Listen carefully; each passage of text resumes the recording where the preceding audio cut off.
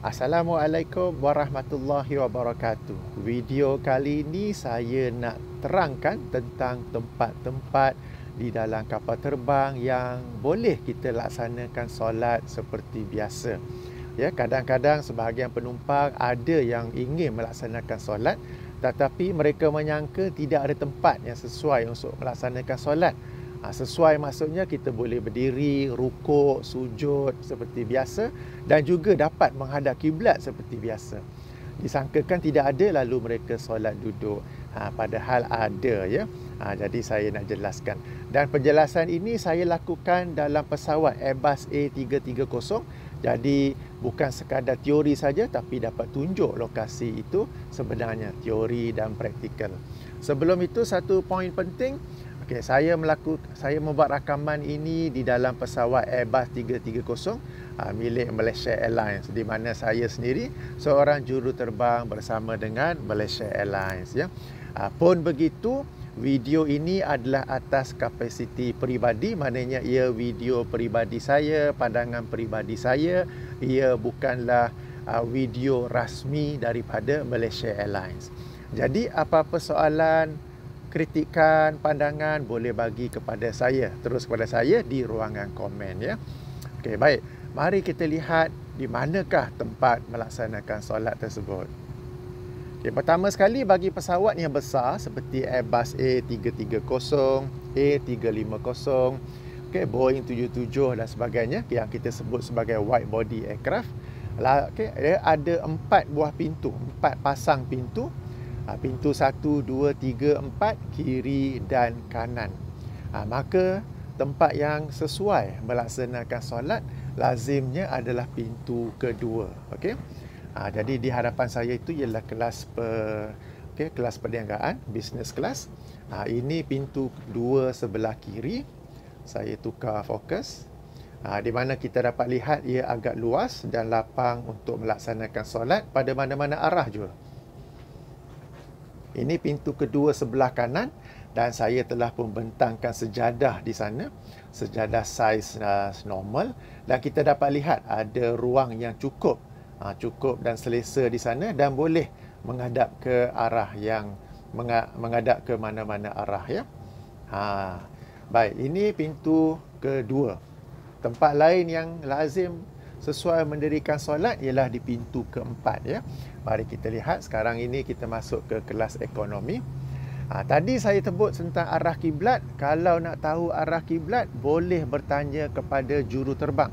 Hubungi pramugara atau pramugari baik muslim ataupun non muslim. Jangan segan-segan kalau non muslim sebab mereka pun sudi membantu ya, kita satu Malaysia.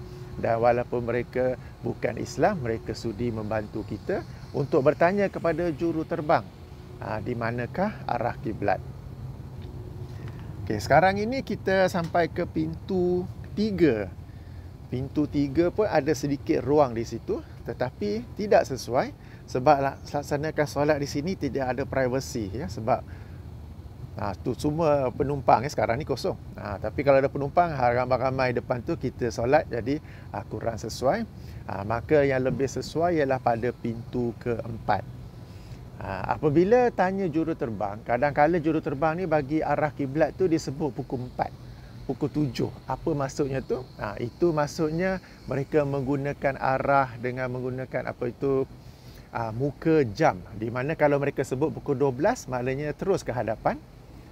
Pukul 6 ke belakang. Jadi kalau pukul 4, pukul 7 itu mengikut arah jam itu ya.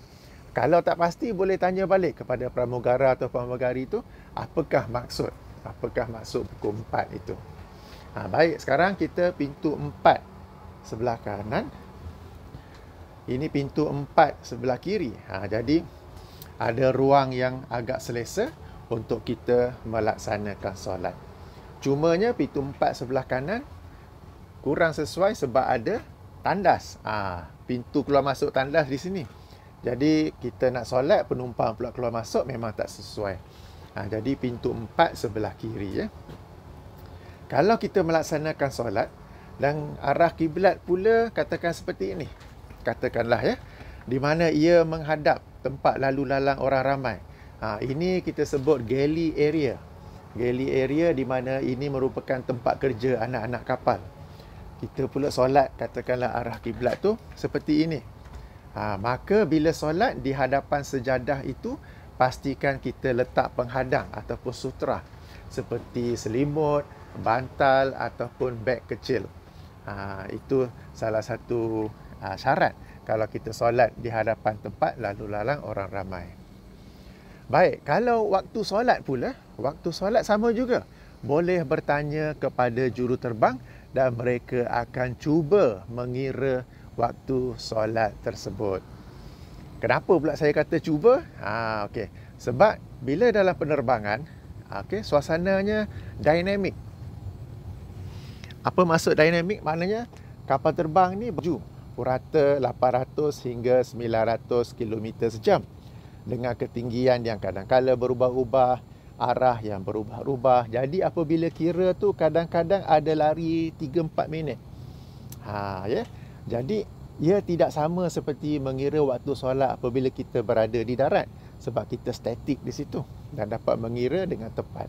Jadi apabila mengira dalam penerbangan, memang kadang-kala lari sedikit 3-4 minit, tak mengapa, itu sesuatu yang dimaafkan kerana suasana dinamik kapal terbang ini, ya. Jadi ini penting khasnya untuk apabila bulan Ramadan ingin puasa kan, nak kira waktu subuh, nak kira waktu maghrib.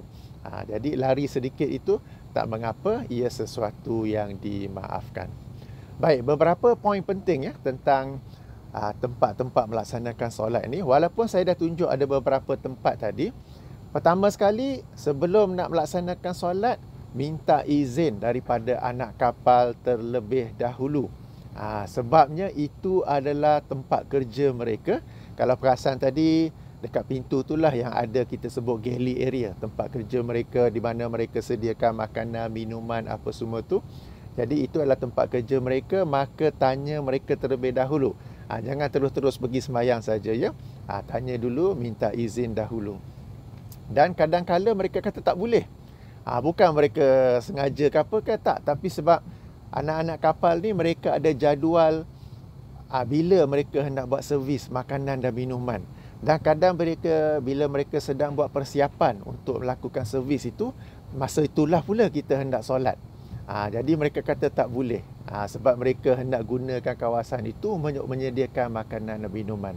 Maka jika tak boleh, tak mengapa, kita tunggu masa yang lain.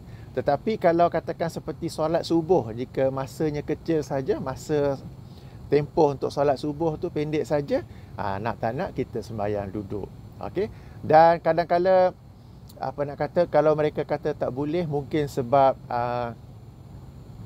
tanda pasang tali pinggang keselamatan. Okay. Dipasang, maknanya kita mesti duduk, fasten seat belt. Suasana tidak selamat untuk berdiri di sana, maka tidak boleh juga. Demikian juga bagi syarikat penerbangan yang lain, mereka telah sediakan tempat khusus, katakan pintu dua kiri sahaja, designated place. Pintu dua kiri sahaja, maka kena di situ saja, tak boleh di semua 4 lokasi yang saya sebut tadi tu. Jadi tak apa, yang pentingnya tanya anak kapal dan minta izin mereka terlebih dahulu. Pertama. Yang keduanya, perhatikan juga faktor keselamatan. Kalau kapal terbang bergoyang-goyang apa begitu, maka jangan berdiri di sana. Kalau bergoyang-goyang jatuh, kena pula ada benjol kepala ke apa kan.